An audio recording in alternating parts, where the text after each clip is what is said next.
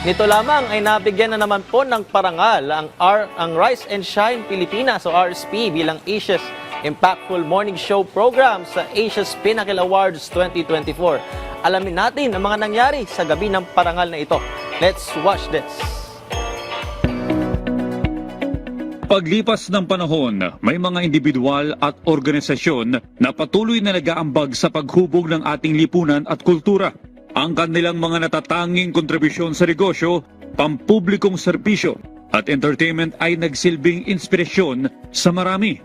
At kaugnay niyan, kamakailan lamang ay ginanap sa isang 5-star integrated resort sa Parañaque City ang prestiyosong Asia's Pinnacle Awards 2024 na may temang A Night of Asia's Triumph. Ang gabi po ito ay pagpupugay, pagpaparangal po sa mga natatanging individual at organisasyon na tunay nga may mahalagang ambag po sa ating lipunan. Nagbigay rin ng mensahe sa publiko ang dating senador ng Pilipinas at isang respetadong miyembro ng Executive Council ng naturang award-giving body na si Honorable Gringo Onasan. Well, patuloy natin yung pangangarap natin. No? Let's dream hard, pray hard, and work hard. No? Manampalataya tayo, pero pinakamahalaga talaga, magsikap tayo at magkaisa.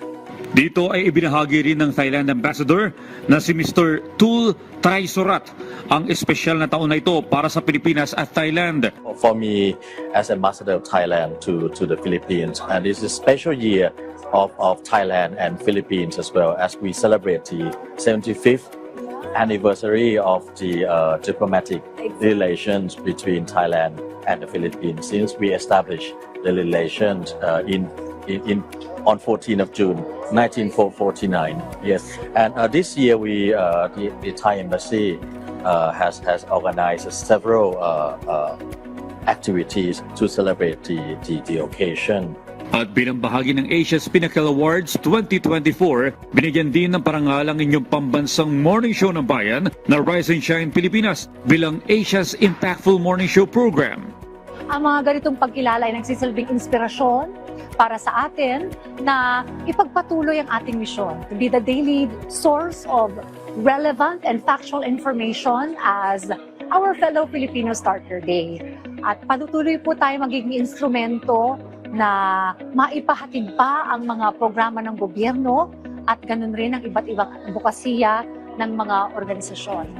Sa ngalan po ng lahat ng bumubuo ng Rise and Shine Pilipinas, all the people in front and behind of the camera, thank you very much to Asia's Pinnacle Award. Ang prestiyosong award-giving body na ito ay nagsilbing paalala na ang tunay na tagumpay ay hindi nasusukat sa mga material na bagay, kundi sa layuning magbigay ng inspirasyon, magtaguyod ng positibong pagbabago at magsilbing huwaran ng kabutihan para sa mga susunod na henerasyon.